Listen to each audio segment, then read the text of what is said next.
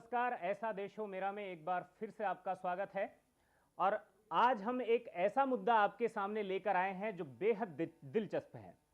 माना यह जाता रहा है कि देश में हजारों समस्याएं हैं और कुछ लोग ये मानते रहे हैं कि समस्याओं के समाधान के लिए समाज का चरित्रवान होना बहुत जरूरी है।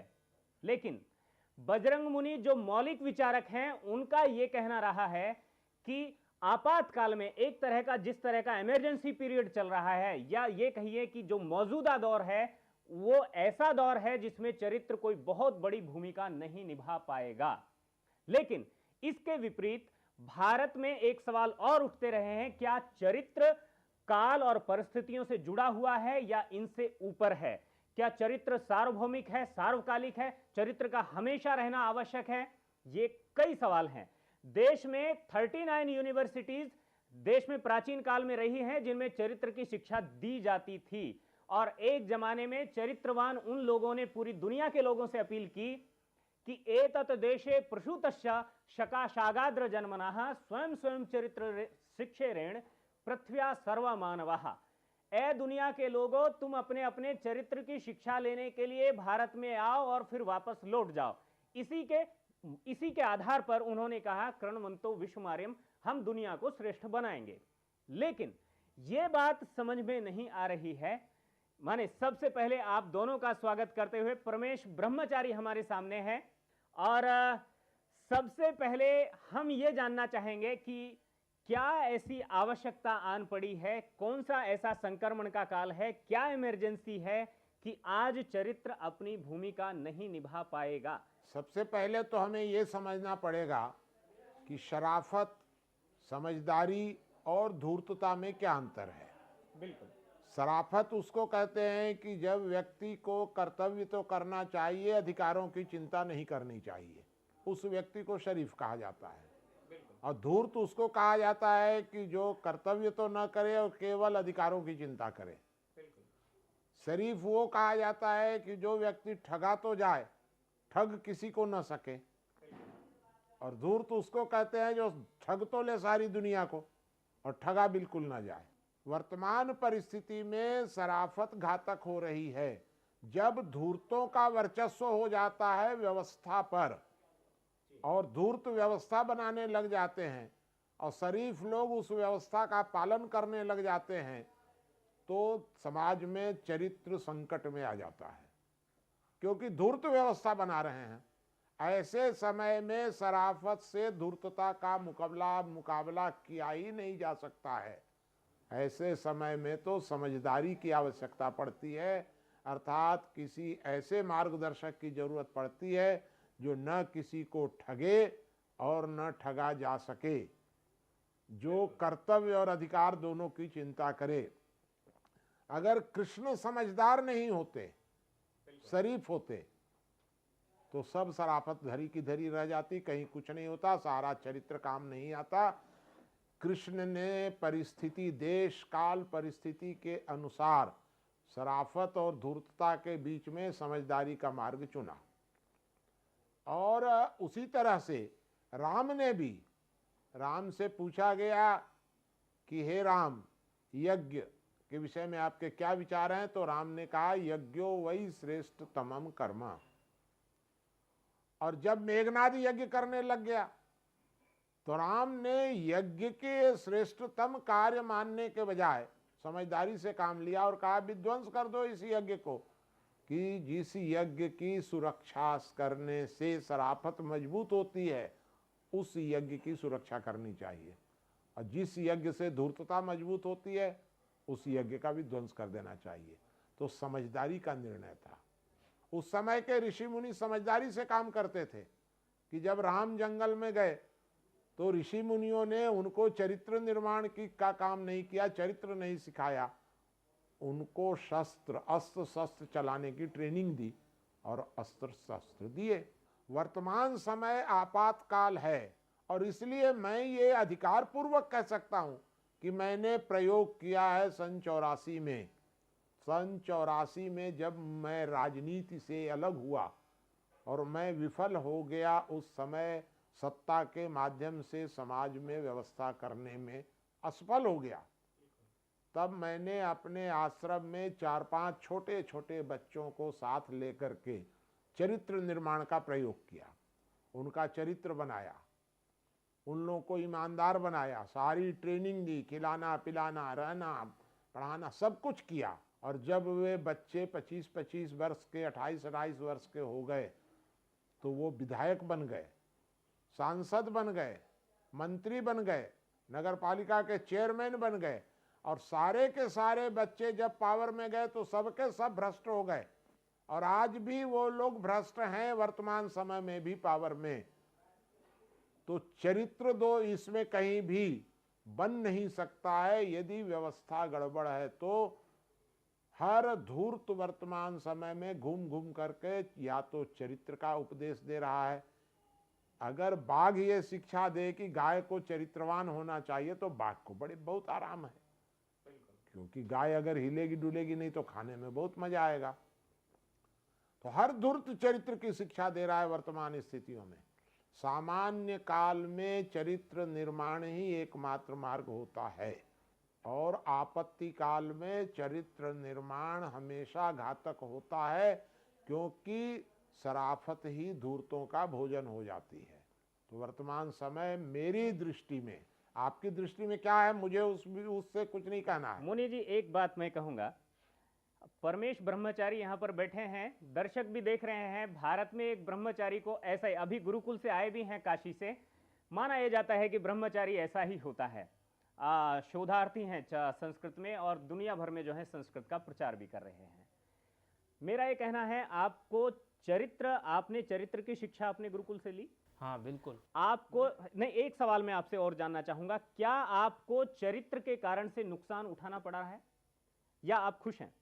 मैं बहुत खुश हूँ, और चरित्र के कारण से कोई भी नुकसान कभी पा ही नहीं सकता, क्योंकि चरित्र के माध्यम से ही हम जिस किसी को भी मार्ग पर लाया जा सकता है। जैसे आपने कहा कि धूर्तों का आज राज्य है, वो धूर्त हुए क्यों?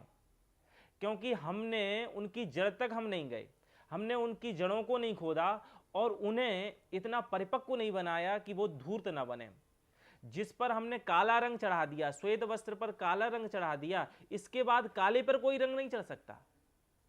तो हमें इतना पुष्ट, अपनी चरित्रता का रंग इतना पुष्ट करना है, चरित्र को इतना पुष्ट करना है, कैसी भी परिस्थिति में वो व्यक्ति जाए, कैसी, वो वैसे तो बहुत चरित्रवान है लेकिन कोई नहीं दिख रहा है तो पैसे भी उठा लिए, वो चरित्र नहीं है।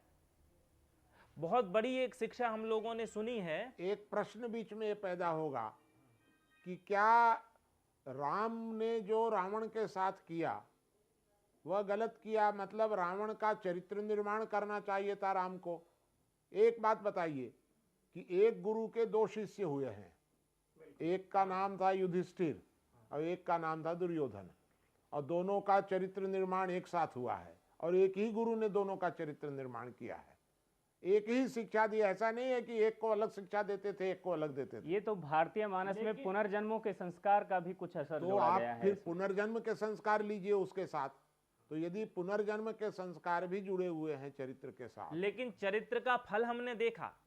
दुर्योधन भले ही राज्य को प्राप्त कर गया हो, दुर्योधन ने भले ही राज्य को संभाला हो, लेकिन युधिष्ठिर जी ही पूज्य रहे। और आज भी हर व्यक्ति, युधिष्ठिर तो पुत्र का नाम रखता है लेकिन दुर्योधन कभी नहीं रखता। दुर्योधन नहीं, मैं ये मानता हूं कि दुर्योधन से युधिष्ठिर श्रेष्ठ थे, लेकिन युधिष्ठिर के पास दुर्योधन का समाधान नहीं था।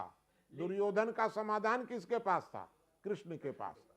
तो युधिष्ठिर और दुर्योधन के बीच युधिष्ठिर ठीक है, अर्थात यदि सामान्य काल हो, सामान्य काल में चरित्र सर्वोच्च है सामान्य काल में, और आपत्ति काल में, आपत्ति काल तो कभी कभी आता है, विशेष परिस्थितियों में आता है, तो सामान्यतया तो चरित्र सर्वोच्च है सामान्यतया।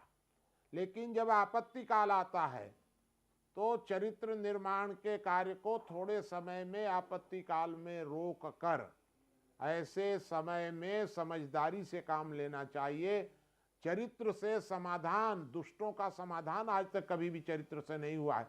3 तो हुए हैं, वाल्मीकि, अंगुलीमाल, यही 2-3 का तो बदला गया है, और बाकी तो सबको देवी दुर्गा ने मारा, देवी दुर्गा ने चरित्र निर्माण क्यों नहीं किया? मेरे एक सवाल का जवाब आप दीजिए। सिकंदर भारत पर आक्रमण करने के लिए आ रहा था, हर राज्य को जीतता हुआ आ रहा था, उसका सामना किसने किया? चरित्रवान लोगों ने। गुरुकुल में नालंदा में पढ़ने वाले। आपको मालूम नहीं है, अगर चाणक्य भी चरित्रवान होते, चरित्र जो है वो सहायक होता है ऐसी परिस्थिति में। मैं चरित्र के विरुद्ध नहीं हूं, मैं तो ये कह रहा हूं कि चरित्र को अपना संस्कार मान करके नहीं चलना चाहिए। आपातकाल में चरित्र भी सहायक होगा, क्योंकि चरित्र होगा तो सहायता तो करेगा, लेकिन उस समय भावना से न बह करके बुद्धि से काम लेना पड़ता है, और बुद्धि से काम लेना जो है वह समझदारी का भाग है। इस हिसाब से हमें सोचना पड़ेगा। कहीं भी आप आज तक ऐसा नहीं पाएंगे। आपका कहना है कि चरित्रवान आदमी बुद्धिमान नहीं होता है या समझदार नहीं होता है? चरित्रवान आदमी भी समझदार हो सकता है, लेकिन यह आवश्यक नहीं है कि समझदारी के लिए चरित्र अनिवार्य ही है। मेरा दोनों में अंतर है। लेकिन जो समझदार व्यक्ति है और बाद में यदि वो समझदार चरित्र से परिपुष्ट नहीं है और बाद में वो धूर्त हो जा रहा है, तब हम क्या करेंगे? फिर वही जो समस्या हमारे सामने आज है, वही समस्या फिर बनी रहेगी। राज्य तो अंत्योत गत्वा, अंत में राज्य तो हमें किसका चाहिए? चरित्रवान का चाहिए, ना कि हमें धूर्तों का राज्य चाहिए। क्योंकि वो धूर्त जो समझदार है और उसके ऊपर पक्की तरह से, अच्छी तरह से चाशनी समझदारी की तो चढ़ी है, लेकिन चरित्र की नहीं चढ़ी है, तो बाद में वो धूर्त होकर हम सबको नष्ट करेगा। इसीलिए महत्व तो चरित्र का ही है। कहना है कि ये जो समझदार लोग हैं, कथित तौर पर समझदार लोग, ये घातक होंगे। मैं आपसे बिल्कुल असहमत हूं, क्योंकि हमें ऐसा कोई राज्य नहीं चाहिए कि जो राज्य हमारा मालिक हो। चरित्र की आवश्यकता तो मालिक के हिसाब से। तो अगर आज राज्य हमारा मालिक बना हुआ है, तो उस राज्य से निपटने के लिए चरित्रवानों की फौज ने इस समय जो है वो काम नहीं आएगी, क्योंकि चरित्र बनाएगा कौन? तो क्या हम देश को चरित्रहीन लोगों के ऊपर छोड़ दें? मेरा ये कहना है कि मैं चरित्रहीनता की प्रशंसा नहीं कर रहा हूं। बिल्कुल, मैं तो ये कह रहा हूं कि अच्छा, चरित्र बनाएगा कौन?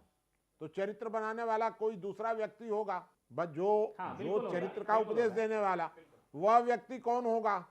उसका चयन कौन करेगा? तो उसका चयन करते समय अगर वही चरित्रहीन हो गया, तब क्या होगा? प्रश्न यहाँ आता है। हमें चरित्र की जो शिक्षा है वो प्रारंभ काल से ही देनी चाहिए। और जो हमारे सदग्रंथ हैं, हम क्यों चरित्रहीन होते जा रहे हैं? हमारी संस्कृति, हमारी सभ्यता, हमारे धर्म, हमारी चेतना से हम अलग होते जा रहे हैं। हम दूसरे की चेतना को अपनी चेतना मान रहे हैं। हम दूसरों के धर्म को, सबसे बड़ी चरित्र निर्माण के लिए प्रत्येक व्यक्ति के लिए है अपने धर्म का वो पालन करे। आपका कहना यह है कि कहीं ना कहीं शिक्षा तंत्र कुछ दोषी हो गया है, जिसके कारण कुछ गड़बड़ हो रहा है। मेरा ये कहना है कि शिक्षा तंत्र दोषी नहीं हो गया है, मेरा तो ये कहना है कि ज्ञान तंत्र दोषी हो गया है। शिक्षा तो विस्तार हो रही है और ज्ञान घट रहा है। ज्ञान जो है वो ज्ञान से चरित्र बनता है। बिल्कुल, शिक्षा से तो कैपेसिटी डेवलपमेंट होता है। ज्ञान घट रहा है समाज के अंदर। वर्तमान समय में जो राजनीतिक ढांचा है देश का, ज्ञान का सोर्स क्या हो सकता है? ज्ञान का जो स्रोत है वह तो प्रैक्टिकल होता है। ज्ञान स्वनिर्मित होता है ज्ञान, लेकिन वो हम शिक्षा पर इतना ज्यादा जोर देने लग गए कि शिक्षा को ही हमने सारा भौतिक विकास को उसका माध्यम मान लिया। बिल्कुल। तो चरित्र निर्माण पर जो प्रश्न उठ रहे हैं, मैं जब ये प्रश्न आपसे कह रहा हूं कि चरित्र निर्माण करने के बाद मेरे जैसे व्यक्ति ने चरित्र निर्माण जब किया 4-5 का, और वो सारे के सारे आज भ्रष्ट हैं, तो वे व्यक्ति दोषी नहीं है, मैं दोषी नहीं हूं। पॉलिटिकल सिस्टम दोषी है देश का। उसमें वो भी दोषी नहीं है, उसमें वातावरण दोषी है। हमने वातावरण कैसा दिया? हम एक वृक्ष को गंदे वातावरण में आरोपित कर रहे हैं, तो वो वृक्ष वैसा ही होगा। तो मैं आपसे सहमत हूं इस बात के लिए कि पहले वातावरण को सुधारने की जरूरत है, तब चरित्र निर्माण। वातावरण एक व्यक्ति से नहीं होता, वातावरण प्रत्येक व्यक्ति से होता है, व्यक्तियों के समूह से होता है, और उस समूह को मैं एकदम सहमत हूं आपकी बात से पूरी तरह। इसमें एक पैसे रत्ती भर गलत नहीं है। मेरा ये कहना ये है कि चरित्र निर्माण करने की बजाय पहले हम वातावरण को ठीक करें, और वातावरण एक आदमी ठीक नहीं कर सकता है। तो वातावरण 121 करोड़ वातावरण लोग सही ठीक करने करेंगे। के लिए चरित्र चाहिए, चरित्र चाहिए। धर्म तो चाहिए, मेरा ये कहना है अपनी कि चेतना चरित्र के चाहिए। लिए वातावरण ये चाहिए। दोनों एक दूसरे के पूरक तो नहीं है। चरित्र के लिए वातावरण चाहिए। माने वातावरण और चरित्र एक अच्छा, दूसरे के पूरक अच्छा, तो तो नहीं है। अच्छा, आप लोग दोनों आदमी हमको बताइए कि सन 47 में चरित्रवान लोग संसद में ज्यादा थे, ईमानदार लोग, ईमानदार लोग ज्यादा थे, जो भी आप कहिए, ईमानदार लोग ज्यादा थे। ये ईमानदारी गिरी क्यों? चरित्र नीचे आया क्यों? आज राजनीति में चरित्रवानों का और ईमानदारों का अभाव दिख रहा है। तो अगर चरित्र ही सब कुछ होता, बिल्कुल, तो फिर चरित्र का प्रभाव तो सुधरना चाहिए था ना चरित्रवानों का। और दूसरी बात ये भी आती है कि चरित्र निर्माण जो करने वाला व्यक्ति होगा, वह व्यक्ति चरित्रवान है कि नहीं, इसकी गारंटी कौन देगा? हमने आरंभ काल में यह नहीं सिखाया कि फल किसका उत्तम है। हम सबको उनके विपरीत हम सिखाते हैं, तत्काल के फल को देखो, और तत्काल का फल तो धूर्तता में मिलता है, और वो चरित्र में तत्काल आप फल चाहिए तो तत्काल फल नहीं मिलेगा। तो पहले आप सिखाने वाले का चरित्र बनाएंगे कि सीखने वाले का?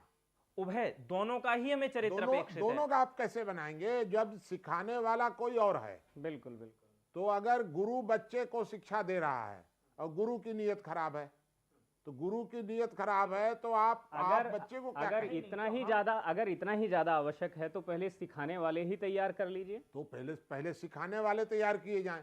सिखाने वाले को तैयार कौन करेगा? कोई और सिखाने वाला। तो अंततोगत्वा जो सिखाने वाला सबसे ऊपर होगा, सबसे ऊपर, वह व्यक्ति कैसे चुना जाएगा कि ये चरित्रवान है कि धूर्त? क्या आपको लगता है देश में ऐसे वो जो सबसे ऊपर वाला जिसको आप सिखाने वाला कहते हैं या सुप्रीम कैरेक्टर से वो कहते हैं मेरा कहना है। तो क्या इस देश में जो है आपको लगता है कि एक भी चरित्रवान व्यक्ति ऐसा नहीं बचा है जो लोगों को मार्गदर्शन कर सके? ऐसे जो चरित्रवान लोग हैं, मार्गदर्शन करने लायक लोग हैं, बिल्कुल, वे लोग नेपथ्य में जाते जा रहे हैं। उनको हाईलाइट कौन करेगा? ये धूर्त लोग करेंगे क्या? ये धूर्त उनको ढकेल दे रहे हैं और उनकी जगह। ये बताइए कि सीता जी को तो ये कहा गया था कि आपको ऐसा करना चाहिए। सीता जी को ये कहा गया, तो समझदारी की अगर ट्रेनिंग होती तो सीता जी धोखा नहीं खाते। रावण, सीता जी जानते थे कि साधु वेश में तो साधु ही आएगा, दुष्ट तो आएगा नहीं। राक्षस चला गया वहां पर। तो जब राक्षस के रूप में धूर्त लोग वर्तमान समय में चरित्र निर्माण का कार्य करने लग गए, तो इसकी पहचान कैसे होगी कि धूर्त चरित्र निर्माण कर रहा है कि शरीफ समझदार कर रहा है? इसलिए पहले हमें यह तय करना पड़ेगा कि संपूर्ण समाज एकजुट होकर के, पूरा समाज स्वतंत्रता पूर्वक पहले वातावरण निर्माण करे। आज के काल को आप किस तरह से, वो इमरजेंसी पीरियड जिसकी बात हो रही है, आपातकाल, कैसे मान रहे हैं? कि बिल्कुल हम इसलिए मान रहे हैं कि चरित्र का प्रभाव घटता जा रहा है, चरित्र दूषित होता जा रहा है, धूर्तता मजबूत होती जा रही है। और जब समाज में धूर्तों की संख्या, देखिए 3 प्रकार के लोग होते हैं। एक वे होते हैं जो एक्सीडेंट ट्रेन में मरते हुए यात्रियों की सेवा करते हैं, उनको माना जाता है शरीफ। और एक वे होते हैं कि जो एक्सीडेंट ट्रेन में यात्री मर रहा है तो उनको उसका सामान लेकर के भागता है, झपट मार देते हैं, ये होते हैं अपराधी। बिल्कुल। और एक बीच के लोग होते हैं। ये जो बीच के लोग होते हैं, वे कभी उसके साथ हो जाते हैं, कभी इसके साथ हो जाते हैं, परिस्थिति अनुसार। तो धूर्तों की संख्या समाज में, अपराधियों की संख्या यदि 5% तक हो जाए तो आपातकाल मान लेना चाहिए। पुराने जमाने में भी अगर 10 तो राक्षस हो जाएं तो 100 देवता गली गली में छिपे छिपे फिरते थे, पुराना इतिहास बताता है। और इन देवताओं की रक्षा करने के लिए फिर किसको आना पड़ता था? कृष्ण और राम रूपी समझदार व्यक्ति को। कृष्ण और राम समझदार थे। कृष्ण और राम उस तरह के, माने वो चरित्र को लेकर के रिजिड नहीं थे, चरित्र था लेकिन समझदारी थी। तब ना ये सारे देवता जितने थे चरित्रवान, वो राम और कृष्ण के पीछे चले गए। महाभारत काल वो भी एक तरह से आपातकाल था, इमरजेंसी थी, जिस तरह का उसका चित्रण जी, किया गया वही है। मेरा कहना है। लेकिन मैं ये कहना चाहता हूं कि फिर भी कृष्ण को उस समय भी योगी राज कहा गया, वो चरित्र के पराकाष्ठा चरित्र की पराकाष्ठा नहीं थी योगी राज। योगी राज जो उनको कहा गया है कृष्ण को, तो योगी राज तो थे ही वो, क्योंकि अगर वो योगी राज नहीं होते तो उनमें इतनी समझदारी कहां से आ जाती। योग जो था वो भावना के लिए नहीं होता है। भावना और विचार, इन दोनों का अंतर समझने की जरूरत है। भावनाओं से चरित्र बनता है, संस्कार बनते हैं, और विचारों से समझदारी आती है। हिंदुस्तान में एक तबका ऐसा है जो चरित्र निर्माण पर बहुत जोर देता है, और उसका तो यहाँ तक कहना है कि राजनीति में भी उसके कुछ लोग चरित्रवान लोग गए हैं। आपके यहाँ पर रमन सिंह है, उधर नरेंद्र मोदी हैं, और भी कुछ कुछ सीएम उन्होंने बनाए हैं, शिवराज चौहान है मध्य प्रदेश में। ये सब उन्हीं के कैंप से निकल कर गए ये हैं। सब बनाए नहीं गए हैं, ये बनकर आए हैं। हाँ, तो अगर यदि आप चरित्र की बात करेंगे तो जैसा चरित्र रमन सिंह का है, जैसा चरित्र मोदी का है, बुद्धदेव भट्टाचार्य का उससे कमजोर नहीं है। केरल के मुख्यमंत्री अच्युतानंदन, उनका चरित्र इन लोगों से कमजोर नहीं है, लेकिन ये लोग हार गए। प्रश्न ये उठता है कि जब तक समाज में चरित्र, वर्तमान समय में, मैं चरित्र को शाश्वत दोष नहीं दे रहा हूं कहीं भी, लेकिन वर्तमान समय में चरित्र जो है वह तो एक हथियार है। उसका उपयोग इस समय धूर्त लोग कर रहे हैं, समाज को ठगने के लिए कर रहे हैं। वो मेरे ख्याल से अपने चरित्र के कारण नहीं, अपनी नीतियों के कारण हारे होंगे। कौन? अच्युतानंद हो या फिर बुद्धदेव भट्टाचार्य हो। क्योंकि नीति वो लोग ठीक बना ही नहीं पाए। नीति अगर ठीक बनती, उनकी नीतियों पर चरित्र हावी हो गया। फिर एक मूल मुद्दा उभरता है कि चरित्र और नीति दोनों अलग अलग, बिल्कुल एकदम निहायत अलग अलग विषय हैं। दोनों को हम बिल्कुल, मेरा तो ऐसा ही मानना है कि नीतियां जो हैं वो नीति बौद्धिक विषय है। बिल्कुल बिल्कुल। नीति जो है वो समझदारी से बनती है। नीति देश काल परिस्थिति, इन तीनों के आधार पर नीतियां बदलती हैं। लेकिन कहीं ऐसा तो नहीं है कि चरित्र भी इस वेश में समा गया है। अगर कोई कोट पैंट पहन लेता है या कहीं पर अपना टीवी देख रहा है, मतलब तो वहां उसे मान लिया जाता है कि चरित्र के लिए पर्टिकुलर शिक्षा। आप मुझे एक बात बताइए, चरित्र के लिए धोती कुर्ता और संस्कृत, केवल ये दो चीजें अनिवार्य हैं। आप मुझे एक बात बताइए कि मैं किसी व्यक्ति की सूरत, शकल या टीका, पूजा पाठ, इनको देख करके कैसे जान लूं कि ये रावण है या राम है? बिल्कुल। और क्या हो सकता है, माने मैं कैसे जानूं? क्योंकि मेरे अंदर तो सिर्फ मुझे तो ये बताया गया है। इसलिए जब सामान्य काल हो तो किसी भी टीका वाले को, किसी भी पूजा वाले को, किसी भी भक्त को चरित्रवान माना जा सकता है सामान्य काल में। और जब राक्षस लोग प्रबल हो गए हों, तब तो उस समय सतर्कता की जरूरत है कि पता नहीं ये राक्षस है कि ये देवता है। सतर्कता की, ये जो सतर्कता है, यह सतर्कता आपातकाल में आती है, आवश्यक होती है आपातकाल में। आपातकाल में चरित्र को यदि आप सर्वोच्च महत्व दे देंगे तो ठगा जाएगा सारा संपूर्ण समाज। लेकिन हम कह रहे हैं कि हम प्रत्येक व्यक्ति चरित्रवान हो तो कौन ठगेगा? तो प्रत्येक व्यक्ति चरित्रवान हो तो चरित्र का निर्माण करने वाला को पहले चरित्रवान होगा तब ना। चरित्र का निर्माण करने वाला ही प्रत्येक व्यक्ति हो। हाँ, चरित्र का निर्माण करने वाला प्रत्येक व्यक्ति हो, और वह व्यक्ति चरित्रवान है इसका सर्टिफिकेट कौन देगा? नहीं, चरित्रवान के लिए किसी के प्रमाण की अपेक्षा नहीं होती। तो मैं आपसे स्पष्ट कर दूं कि चरित्रवान को आज प्रमाण की आवश्यकता है, क्योंकि अगर राजनीति में इसी प्रकार से चलता रहा तो सारे चरित्रहीन लोग प्रमाणित हो जाएंगे कि ये चरित्रवान है। आप कोई प्रमाण पत्र देना शुरू करिए ना, सारे धूर्त चरित्रवान हो जाएंगे वहां तो जाकर। तो प्रमाण पत्र के द्वारा हो जाएंगे, ना कि वो चरित्रवान हो जाएंगे। तो यही इसलिए चरित्रवान के लिए अगर एक बात और भी है कि अगर आप जिस तरह से कह रहे हैं कि संसद में बैठे हुए लोग या जो नेता हैं सारे वो चरित्रवान हो जाएंगे, इस तरह से आमतौर पर देश की जनता जो है, जो जनमानस है, वो आज अपने नेताओं के प्रति उस तरह की आस्था नहीं रखती है, बल्कि कहीं ना कहीं वो एक तरह से दुराभाव रखती है, या ये मानती है कि ये लोग जो है देश के साथ भला नहीं कर रहे हैं। ये बिल्कुल ठीक है जो आप कह रहे हैं। यह प्रभाव जनता के बीच में इसलिए अब आया क्योंकि जनता में समझदारी विकसित हो रही है। अगर यह या ये चरित्र भी मान लिया होता, जाए कि जनता जो आम जन है या सामान्य जन है, आम तौर पर स्वाभाविक तौर पर वो चरित्रवान ही है या उसके नजदीक है। हाँ, स्वाभाविक लोगों में वर्तमान समय में भी चरित्र की आवश्यकता समझ में आती है लोगों को, क्योंकि जो नासमझ होते हैं वो तो ऐसा ही होता है। अच्छा, आप बताइए ना, जितने धूर्त आते हैं वो समाज को कहते हैं दान दिए धन ना घटे, जो सहाय रघुबीर, सबको कहते हैं दान दो, और स्वयं क्या करेंगे? संग्रह करेंगे सारा धन। हर नेता आएगा तो कहेगा कि मतदान करो, वोट दो, अनिवार्य कर दो वोट, और स्वयं सारा वोट इकट्ठा कर लेंगे।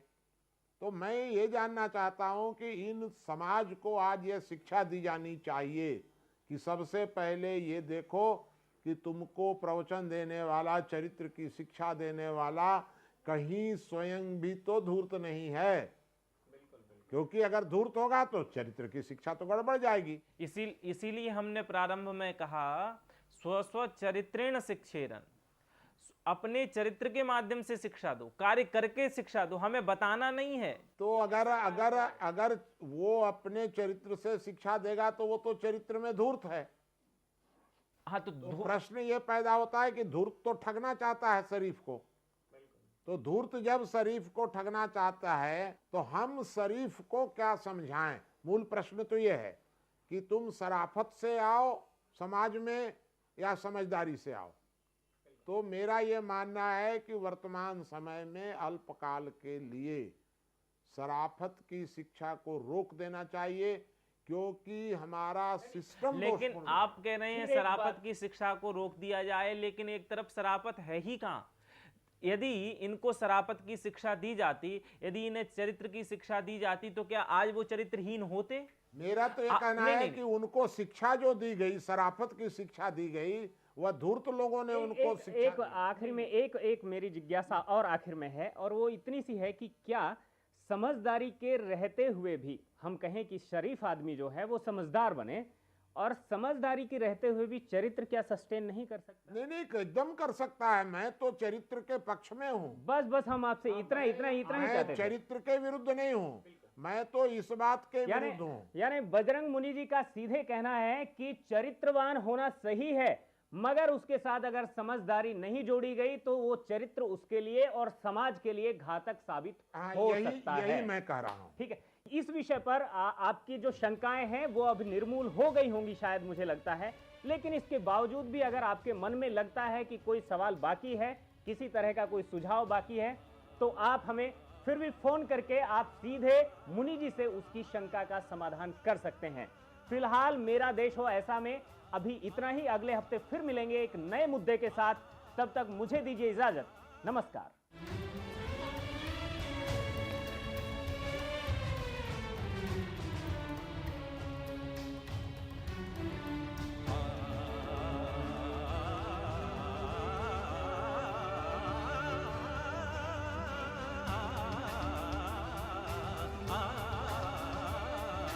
ah